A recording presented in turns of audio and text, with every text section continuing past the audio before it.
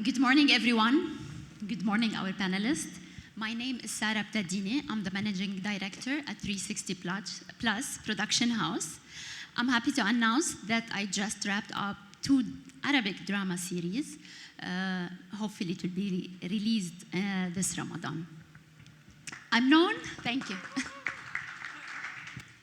I'm known for being a storyteller at heart, and I like to start every conversation and every panel with a story.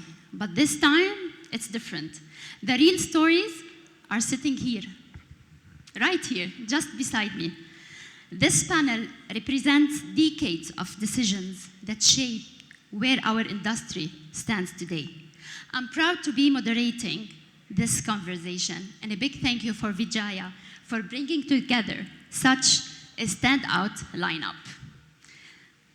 Welcome to our panel. Please welcome with me Amanda Turnbull. Since 2014, she has been part of the region's media evolution from the inside. Today, through Rise Studios, she drives premium content development and collaboration models that help stories travel. Fadi Ismail, a true architect of both classic and modern Arab media. He stands among the leaders who shaped the region's production and drama landscape.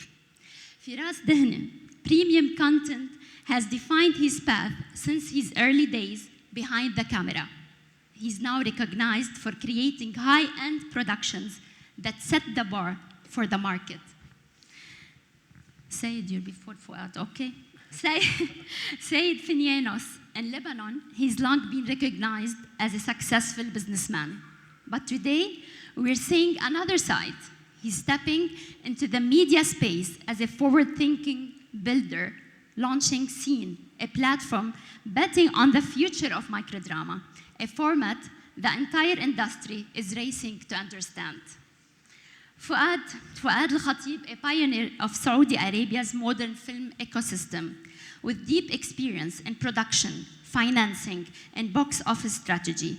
He brings real insider understanding of how Saudi cinema works. Welcome to our panel again. To frame today's discussion, we will be focusing on 3 core themes: premium content, film, and microdrama. Amanda, I'll begin with you. At the Rise Studios, you operate across different formats. Yet feature films have become a stronger focus for you recently. This is what we noticed. So what's driving that shift, and what does cinema allow you to achieve that other formats couldn't? Thank you. Does that one work? Yeah, there we go. Thank you very much for that very fulsome introduction. I'm aware that we're the panel standing between you and lunch, so I hope we're going to do well. I think perhaps first it's worth talking about, before we get into films, series, microdrama, and I'm fascinated to hear about that with the Scene, I think it's worth saying, because it's been alluded to by a couple of the other panels already, that when we talk about content now, what do we actually mean? Yes, fine, premium content, as you've asked me, films, events, cultural impact, and so on. But, also the creator economy, e-games, microdrama, short form, it's seamless now, and we have to reflect the fact that our audiences are seamlessly moving across all of that content. So, you're going to go watch a movie, I hope, but then you're also going to snack on micro content. So, there are different need states with that content, but there's also, I think, the winners are going to be the people that can build ecosystems rather than working in silos, so that your IP can travel across those different formats and platforms. Mm-hmm. But to specifically answer your question, yes, it's honestly, I'd like to say it was a strategy. It's more the luck of the draw and the people that we're working with. So when we first started, we were known for series. This year, last year, it's all been about films. Mm-hmm. I think what underpins all of it is this concept of collaboration, which is kind of baked into the DNA of Rise, because we feel that by collaborating, what we do at Rise is we drive investment into fantastic producers and storytellers so that we can create premium Arabic language content, and now also Turkish, that will resonate authentically in the region, but also, most importantly for us, our ambition is to have it travel into other regions, and we can perhaps talk a little bit about that. Before I bring Fouad to the conversation, is Saudi film a space that you want to tap into? Yeah, absolutely. But I do think it's about finding the right project for us. We are working with a couple of script writers at the moment. We've got a couple of projects in development. But I would say, it's possibly a little controversial, but to be an independent studio operating in Saudi comes with some challenges. But yeah, if we can find the right people, I think Fadi can talk more eloquently about this than me. But with the right people and the right project, then yeah, we'd love to, obviously. We'll hear this from Fouad. People often, they say Saudis support Saudi's film. But the box office, it shows that they support maybe a certain genre or maybe certain types of Saudi films. I'm curious to know, what do Saudis watch? Well, good. That's a good question. Well, let's take you back to 2023 and let's break down the box office for you. So, in 2023, of course, it's always the majority for Hollywood, then Egyptian, then Saudi. But in numbers, so the majority of Saudis watch Hollywood films. That's around 36% of the films shown in the Saudi box office in 2024 were Hollywood films, and they brought in 61% of the revenue. Following that, in the second position is the Egyptian films. They were around 9% of the films shown in the box office, yet they brought around a quarter, 25% of the revenue from the box office, which is very good. That shows that Egyptian films almost bring 3 times the revenue. Following that, surprisingly, is the Saudi films, where it was in 2024 around 4% of the films shown, yet it brought around 7%, which also shows almost a double. But let me emphasize on the Saudi films last year, in 2025, it was jumped from 7% to 17% from the revenue that it brought in. It's amazing. And that shows that now the Saudis want to watch maybe more Saudi content. And I think my prediction is we're going to be similar to South Korea, where 50% of the revenue and the tickets are coming from the local language. And I think in Saudi by 2030 onwards, we're going to have 50% of it is going to be Saudi and Egyptian content. And to see the rise where actually Saudi films are going in the box office compared 24 to 25, in 2024, the revenue from only Saudi films was around 57 million riyals. Last year, okay, and to be specific, only in 10 months, because no Saudi films came out in November and December, it made 128 million. So that's more than a double. So the Saudi films are on the rise, and I think we should invest more into it. The numbers speak for themselves. Yeah, these are interesting and promising insights. Thank you so much for sharing this. Fadi, you've produced 3 Saudi films. How do you assess your experience creatively and commercially? I think I wanted to be one of the pioneers in the Saudi film industry. 3 films were done in 2022, 2023. And the 3 are available on the streaming services, Shahid, Netflix, and Amazon. But as many others, it wasn't a commercial success in the box office. And that is a fact that we should not disregard, because we need to learn. There are so far, Fouad can confirm, by the end of 2025, maybe 50 or 60 Saudi films, and many of them did not break even. And that is not something to be ashamed of, because that's part of a nascent industry that 5 years ago there was 0. And in 4 or 5 years, now we have 50 to 60. I think, Fouad, you didn't mention that last year there were less Saudi films than the year before, but the revenue increased. So the appetite is there. Films are easier to produce than series. Takes less time. The turnover is quicker. Obviously, there are lots of challenges, and either one has to look at the half-empty cup or look at the half Field Cup. It is very promising if you give good storytelling that is local, captivating, relevant. Amanda would be interested because that's what she is looking for. I will be interested. MBC is already doing that. And Fuad has been in his position trying to see which ones to support and talk about. And we always talk about Hubal as an example of success for different reasons and for all the techniques and the marketing and all the different way that this was created and distributed that made it big difference. So my films were early on, and I have to admit it wasn't success in the number of box office sold, but that gave me lots of learnings to do better next time. So you will invest again? Absolutely, and I think you will repeat it. I think that the plan for me and partners and whoever I talk to is not to go for high budget Saudi films, but rather low budget, less than $2 million. That's a sweet spot, that's a gap.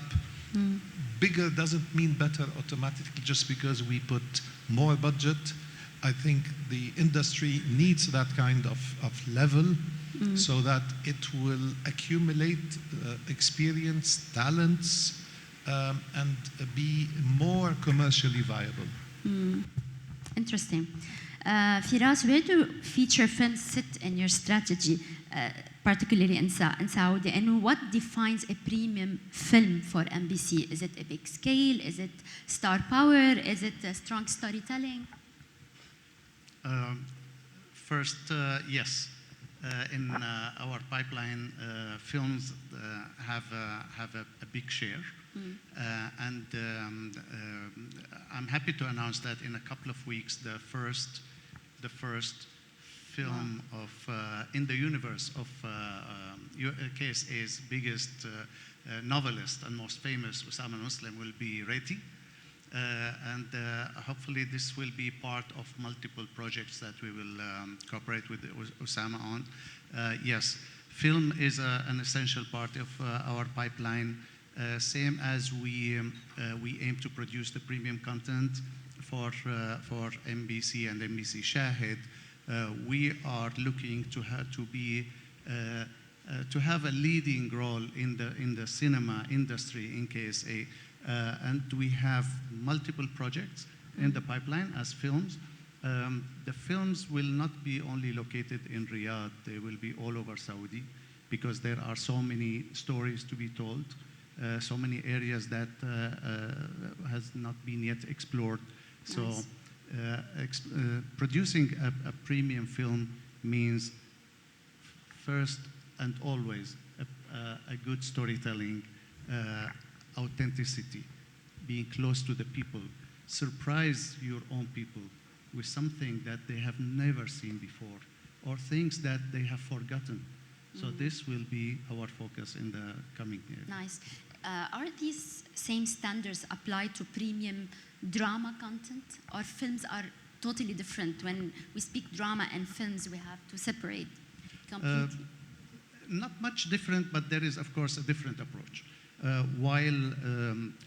Again, as MBC Studios, as the premium content producer for MBC Group, we aim to produce the projects that our colleagues in other MBC departments will not do. We don't do anymore the bread and butter productions.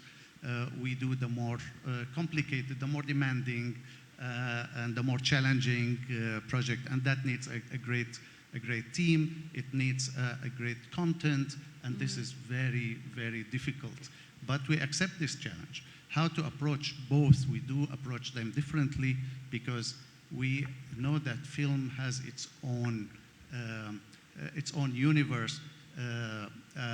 TV production or shows, they have their own universe as well. Each one has a different challenge. While we know that through MBC channels and MBC Shahid, we already have our audience that grew with us over 30 years. For cinema, it's a bigger challenge. So how can we tackle this challenge? This is one of the things that it's part of our continuous discussion and research at NBC. Yeah, I like the idea that storytelling is even much more important than star powers and celebrities. We can say that they are much more important, still celebrities within the premium content. Yes, it's a good question. Celebrities are part of the success, but not only celebrities. The subject, the topic. Fadi, Can you want I to say something? that Yes, please. I salute that, because when I mentioned the low budget films, part of the thinking behind this is that in this way we are putting the storytelling, the story at the core of the commercial success of these films, rather than the production values, the graphics, the star power, which is still in the making here. There are now not many stars like Egypt, which when you go to the cinema, you go just to see what film are they in. True. And luckily, this is not the case. And there is, I mean, NBC, I salute NBC, because the film that Firas spoke about is a horror film. Is not a romance and comedy, which is 90% of the films.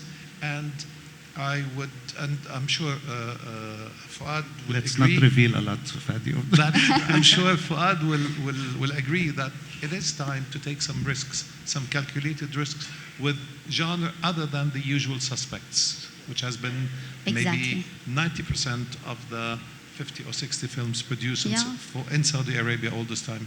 And support new talents as well. This is important, I think. Yes, you're absolutely right. From impact in hours to impact in minutes. Microdrama. Said you're at the forefront of this shift. And since we are talking about the premium content and about the quality, how are the new platforms adapting storytelling for mobile-first audience without losing the quality? Or maybe the quality is not priority. I don't know. I need to hear you. Is it working? The challenge is not length, it's quality. The audience want the strong stories and good acting and cinematic visual. Platforms like Scene focus on micro episode, but without losing quality. It's very important for us, the quality. But now the content is the hero. That's it for me. Thank you, Said. Amanda, building on Said's point about quality and creativity and microdrama, do you agree that these formats can still carry premium storytelling, or you have a different opinion when we speak about quality and premium content now? I mean, I think what I would say is that, especially in the quality is in the eye of the beholder. I think this is really important for those of us that are trying to produce and distribute content to really, we are no longer the arbiters of taste. It's now really up to the audience, and the metrics will tell you that. And all I would say is that, from all the research that we've been doing, as I said at the beginning, it's about different need states and what the audience is getting from different pieces of content. So microdrama, as I understand it, is about fun, snackable, quick, but mostly dopamine. It's that dopamine hit that you get. In my research, I end up spending, $20 a month, just because you're wanting to watch more and more of it. It's really working. It's slightly embarrassing, but it's really working. So it's in the eye of the beholder. I don't really mind, because the micro, as we all know, is formatted so that you have the cliffhangers, you're hooked straight into the story. It's immediate. With a premium series on Shahid, or the sort of thing that we're all trying to make, or our recent movie Palestine 36, it's a completely different experience. It is about the immersion, the emotion, the talkability of that afterwards. So it's a very different need state. And then, to your point about films, that is about cultural impact and hopefully long tail revenue. So very different, but with the microdramas, and perhaps we can all talk about this a bit more, it is really crucial how you're producing. I mean, we've done a few experiments. I know, Fadi, you've made some as well. it's a new skill in storytelling because it's about the cliffhangers and the hooks and the immediacy. So actually what we're finding is that TV producers are better at producing micro-content than long-form drama producers. Thank you, Fadi. Last winter, I had 2 microdrama projects. They were ready, but after testing the market with our distributor, they said that platform they weren't prepared to buy at scale. They were not prepared to buy. So I shifted completely to 15 full-fledged episodes just because I wanted to sell the content. So is this hesitation just timing or platform they are not ready to buy vertical content yet? I think this question, the most suitable person to answer is this young man because he's a businessman, so he must have seen something to make him go for it. Now, I wish there was more content on scene, but I'm told there But you know why I'm asking you? Because I knew that you prepared Yes, but something. I wanted to ask him about the quality Yeah. because also he is more able to answer us. You know, in the micro drama, as a friend of mine told me, this is a bite of falafel or shawarma. It's not a bite of sushi. Sushi is this level, shawarma is a bite that is not costly. When you film with a middle-sized camera, you don't need an ARRI, you don't need the red, you don't need anything. When you film, it's vertical. It's called vertical because if the camera is here, I am only appearing, not Amanda and you and all the young men here, Yeah. and not the sides. So it doesn't really matter if your set is golden. This is not what we're talking about. My question to Sayed is, from his research, from the reception of the audience, does it make a difference if we are filming in a 2x2 room, or it is like the drama series that the first thing that Firas in his work will look is at in terms of feel and look, not the story, is the location, the set, everything that makes the impressiveness. Yeah. And for me to go back to your question, I think in this region, and there are reasons for that, and it will take a long time, and I don't want to go into this, lots of investment in media is scared, meaning a lot of investment, or those who have decision makers might have second thoughts about investing a lot of money in the beginning. We don't like lots of risks in the media. I mean, maybe NBC is an exception, but I don't want to work with exceptions. I'm talking about in general. And that is a problem, but it will only have one way out, going up. And I'm sure Seen, Sira and others are doing that. And there will be, I predict, by the second half of this year, True. a lot of apps, whether part of the existing big players.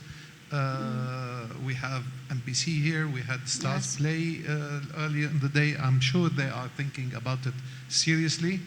And this, or apps that are 2 days ago I heard about a new app in Egypt. So they will mushroom all of this. It's about the content, it's about the stories, it's about the marketing. And I'm sure all of these, I'm talking theoretical, but Sayed can talk more. Before I move to Said and Fuad, thank you, Fadi. Firas, is microdrama on your content roadmap, on NBC roadmap for the next at least 18 months now? Definitely, yes. And when we speak about microdrama, we don't look at it as reformatting drama. When we speak about microdrama, and this is part of our researches, we have to write to this format. True. We have to make it in this format.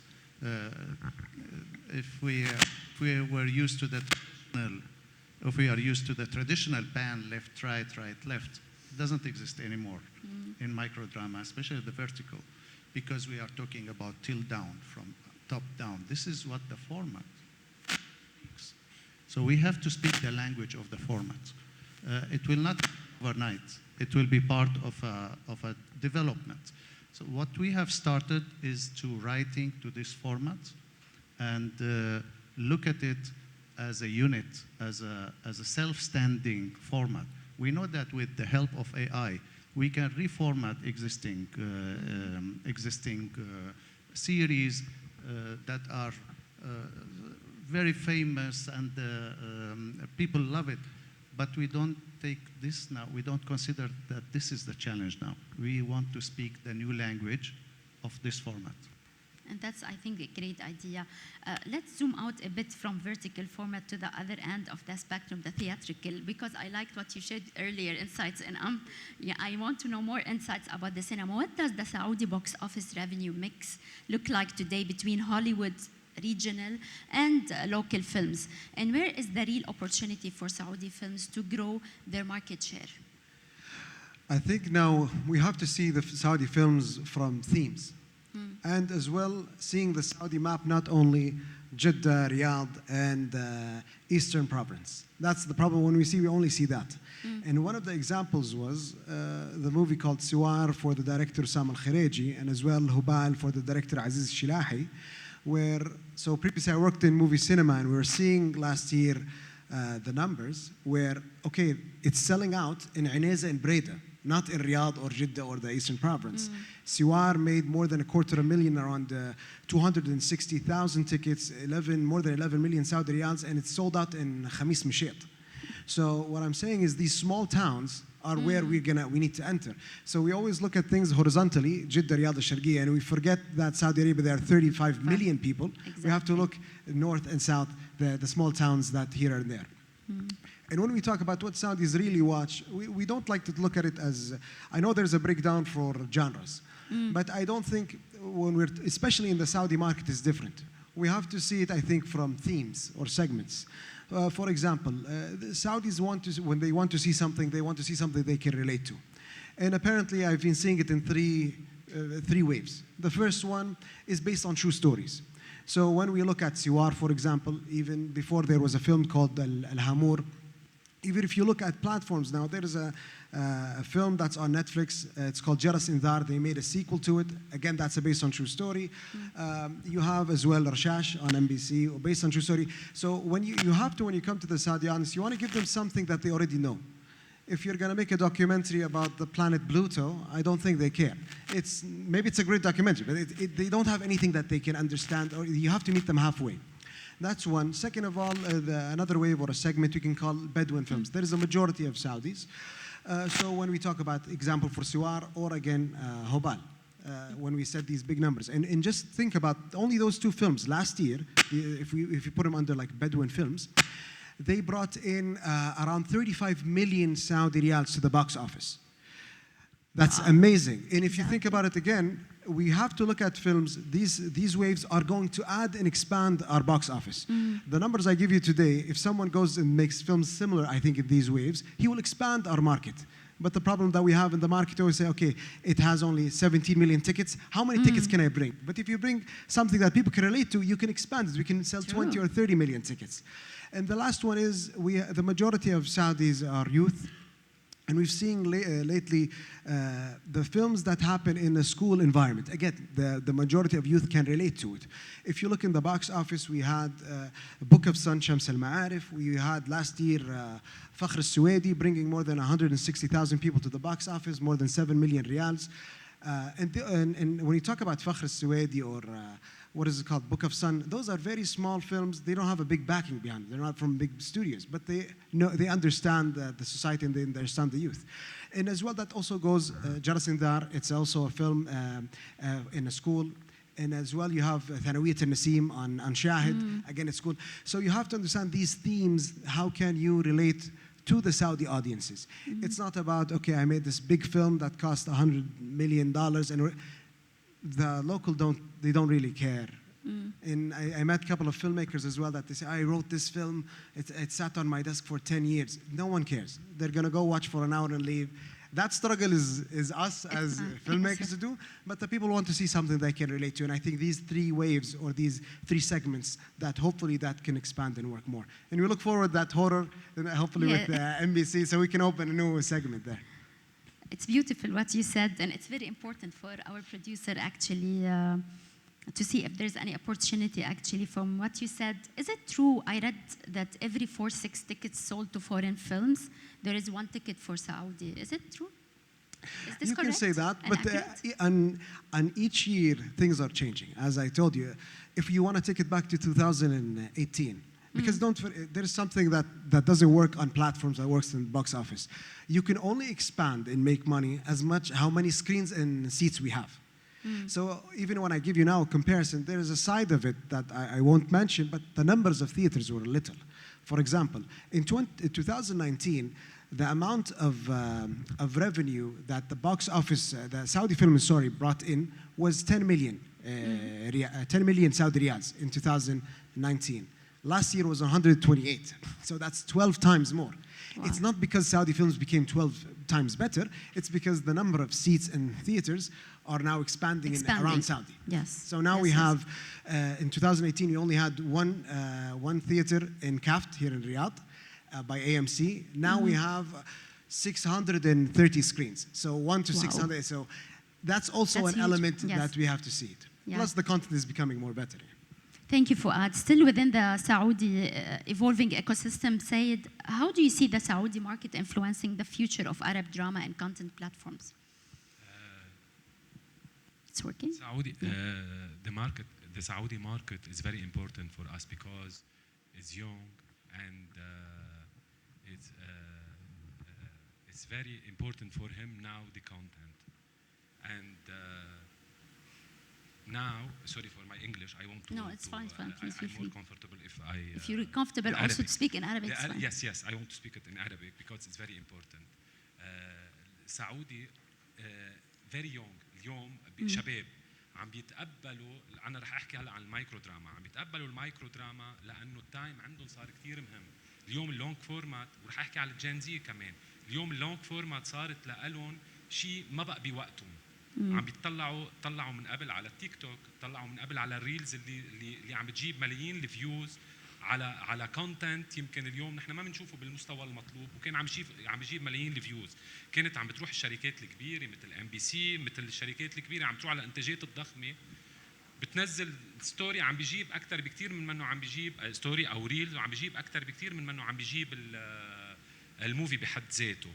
وعم بيطلعوا بنفس الوقت عم بيجوا اشخاص عاديين عم بيعملوا كونتنت مهضوم بقلب بيتهم، عم بيجيب ملايين الفيوز وملايين So the social media content is getting more engagement and views than the أنا content itself. أنا رح جاوب هلا على فادي، رح أقول له اليوم المايكرو هو كان بين خليني أقول بين البلاتفورمز التيك توك والإنستغرام وبين المنصات الكبيرة، هو كان بين الاثنين. من هون شو اللي عملته انه رحنا على المايكرو، على الكونتنت الحلو المهضوم بس المرتب مع كواليتي مرتبه. يعني نحن اليوم ذا سيم كواليتي بالمايكرو دراما اللي عملتها سين هي سيم كواليتي على الفورمات الكبار، على التراديشنال فورمات، بات خليني اقولها without the fillers. يعني رحنا دغري على المشهد بحد ذاته. واللي نحن عم نشوفه كمان من الاودينس عم بيتقبلوها بطريقه، وعم نشوف كيف عم بتكون الفيوز وكيف عم بتكون التفاعل مع هذا النوع، وعم بتكون صراحه من الاعمار الصغيره. بقى اليوم الاودينس السعودي يوز بيتقبل النيو فورمات وبيحب النيو فورمات،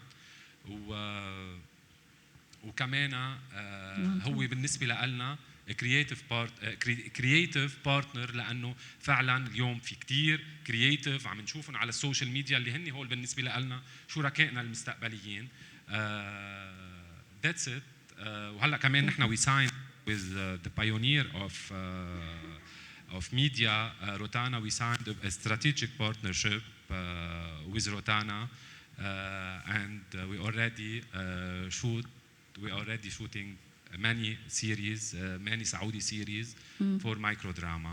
Will be seen on scene soon. All the best. Still insisting on having premium content, Amanda, for you just to. I'm translating. He's still insisting on having premium content on scenes. Firas, you wanted to add Sorry, something? can I ask, can I say it, a question? Do you think that now microdrama is replacing YouTube in the 90s in Saudi and 2000? Do you think this is the replacement where people are not looking at the production value, but more looking for the stories? Yes, now the stories and the script is the hero.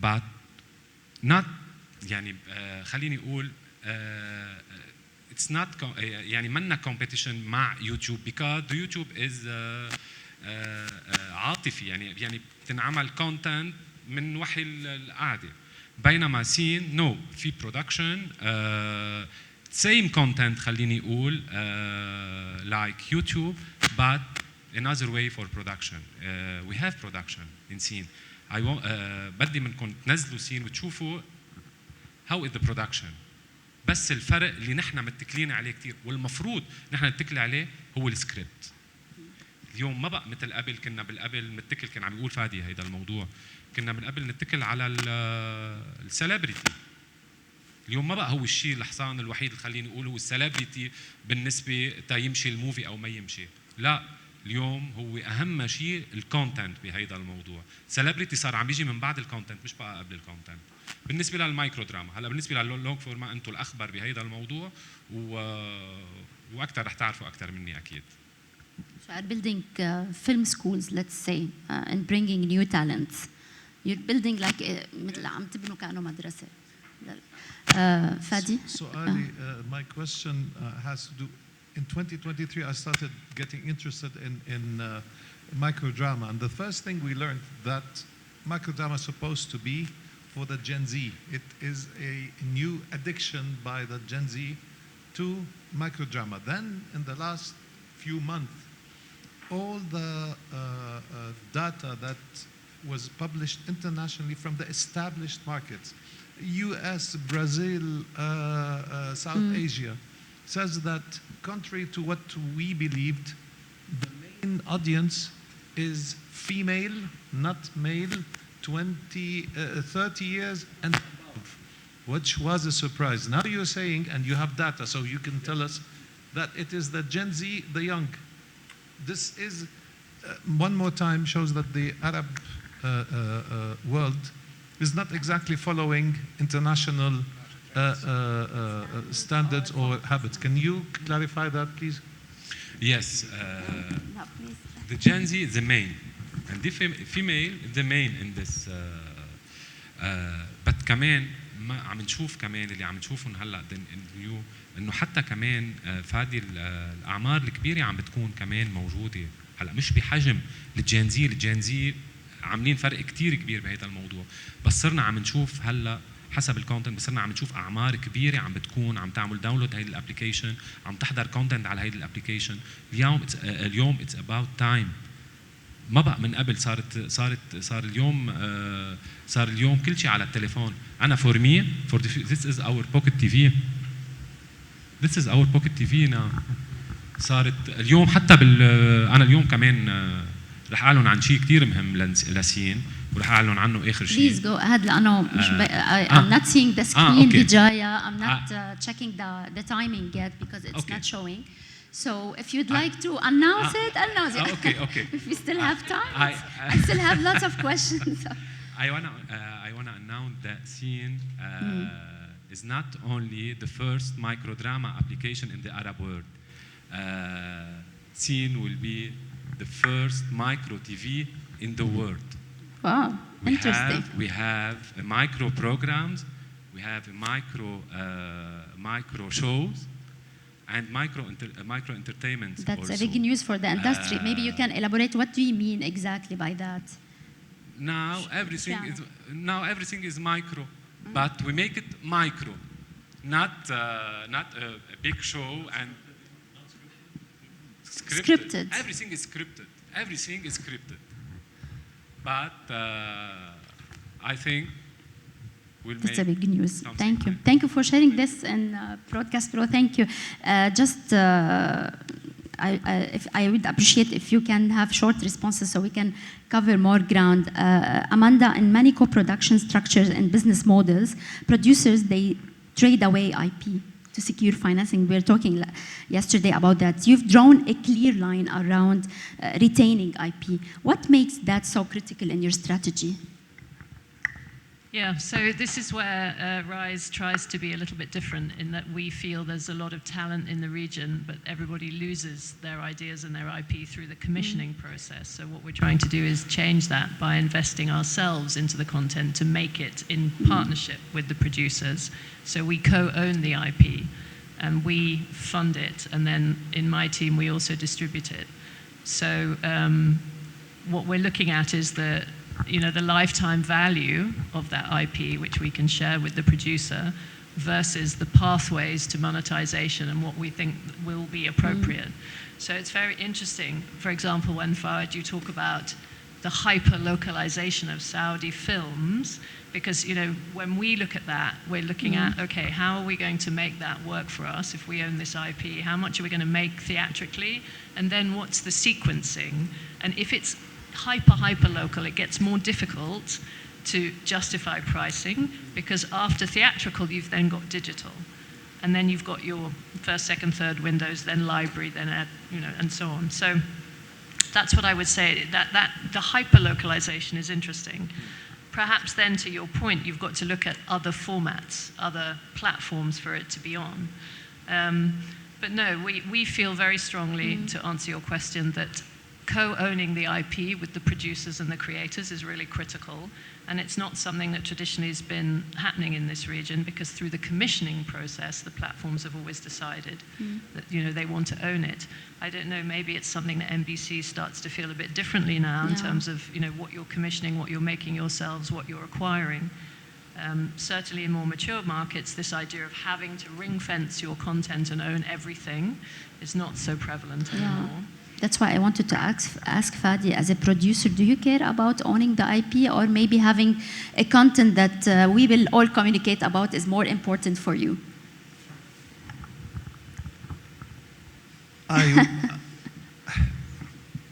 As an ex-executive at NBC, I understand the need for the NBCs of the Arab world or the Netflixes of the world to keep IP for them.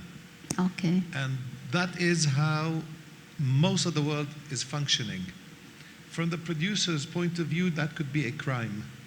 True. Because you are just working for the 10% markup on top of the cost, and you own nothing beyond delivering that content. And this what's happening to the Netflixes of the world and saying goodbye, it's nice meeting you, and that's the end. You don't have a stake anymore, and that is changing.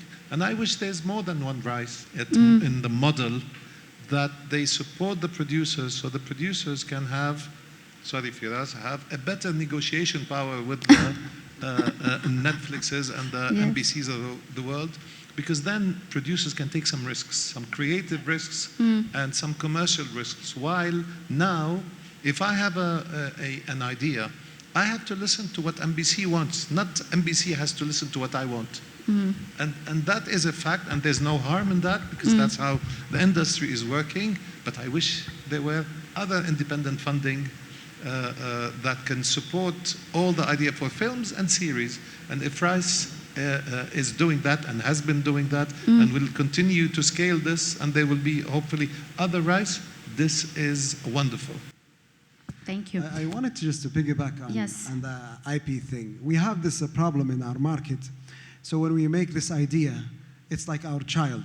And that's what's killing the market. And I'll give you a couple of examples. So working in movie cinema and movie studios, when we were signing, when great ideas come into our office and we want to sign it, they always want to share the IP. And I always have a question to them. You are a production house. And then I'm going to see it from the bigger perspective, so anyone here can, inshallah, will learn this. What are you going to do with it? And let's just be honest. Now you have an IP. You're a production house. If I'm going to put it, you're going to go around all the studios begging for money. Owning it equals nothing to you. It's a burden. I'll give you another example to understand. Yeah. For example, Shabab Al-Boom with Rotana. Because they own the IP and it is a great IP. They did the first film and now they did the second one last year and now in March they're going to release the third one. If we sat only with the director who wrote it or the writer who wrote it, he couldn't do it 3 times. He does not have the cash flow to do it. It's useless, just a file in his laptop. And another thing is, I'll give you an example. When you give your IP, production house should be a machine of content. They just make up ideas. You don't like this idea, here there's another idea. Every year they have new ideas. The studios are the one who's going to make these ideas work. They're going to take the big risk. For example, when we go also for Rotana, because they're a big company, they have good connections, they made something, they did a collaboration last year with Kudu, with the restaurant Kudu. They made, you buy a meal called Shabab Al-Boom box, okay, for the film. The funny thing is, I look in the box office, we see they made around 26 million riyals in 90 days. Wow, that's amazing Saudi film. And the little that I know, Rotana made a collaboration with Kudu, and they sold this meal, it's 31 riyals, from the beginning of Eid al-Fitr. So in 10 days, they made 31 million. You see? So they made more than what the box office did in ninth the time. We made it in 90 days. They made more than what we made in 10 days. 10 days. They made 31 million by that collaboration. That director is not going to send to McDonald's and say, I want to collaborate. He doesn't know. Yeah. His eyes cannot see beyond the script. So owning a filmmaker to own an IP is useless. I don't know why they own it. They should every year come up with 10. The role is more on the creative side. Fadi, you want to add something? Fuad is a dear friend, and I know him very well and know that his numbers and his knowledge is solid.